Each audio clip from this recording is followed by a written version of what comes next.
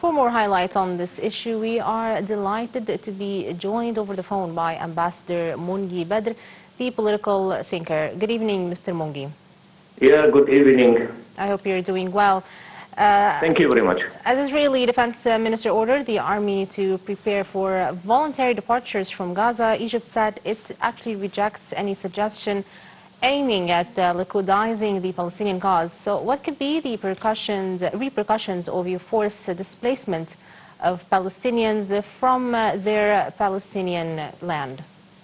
In fact, it's a permanent situation for the Arab Republic of Egypt that usually stress that it completely rejects any proposal or vision that aims to liquidate the Palestinian cause. Yes. By uprooting the Palestinian people or displacing them from their historical land and seizing it, whether temporary or permanently. Warning Egypt, again warning of the repercussion of these ideas, which constitute injustice and transgression on the legitimate right of the Palestinian people. And Egypt will not be a part to do it. In this regard also, Minister Dr. Badr Minister of Foreign Affairs and Immigration, received yesterday Mr. Mohammed Mustafa, Prime Minister and the Minister of Foreign Affairs of Palestine, and stressed during the meeting Egypt's full support for the Palestinian government and its reform plan, stressing the importance and empowering of Palestinian Authority politically and economically, and assuming its duties in Gaza Strip as a part of the occupied Palestinian territories. Your Excellency, Cairo confirmed that displacing Palestinians is a flagrant violation of the international law, as well as it is very provocative right now, and it could actually affect the peace negotiations. How do you think it's going to affect it?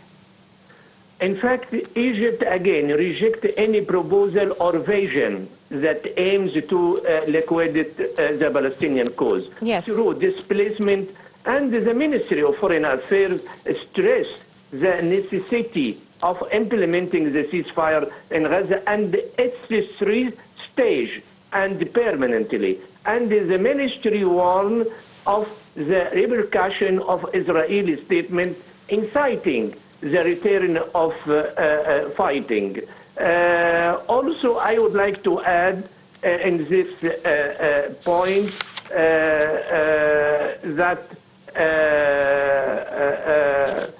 Minister Dr. Abdelati support for the legitimate and inalienable right of the Palestinian people, emphasizing the need to strive to reach a permanent and just political solution for the Palestinian issues through the two-state solution and the establishment of an independent Palestinian state on their line or borders of 4th of June 1967, with East Jerusalem as its capital. Yes. In a way that prevents the recurrence of repeated cycle of violence in a final and permanent manner. Yes, Mr. Mongy, thank you so much, Your Excellency, for your insights. We had over the phone with us Mr. Mongy Badr, a political thinker, and he gave us insights on the current issue of displacing Palestinians. However, we move forward now to the Far East, where Russia's defense ministry said that Ukrainian troops attempted a counter-attack on Thursday in Russia's western Kursk region, but were repelled by the Russian forces. Russia controls about a fifth as the Ukraine, as the war approaches its 3-year anniversary on February 24th. The details. Ukraine said on Thursday it had captured more than 900 Russian troops in 6 months of fighting in the western Russian Kursk region, a shock campaign held by President Volodymyr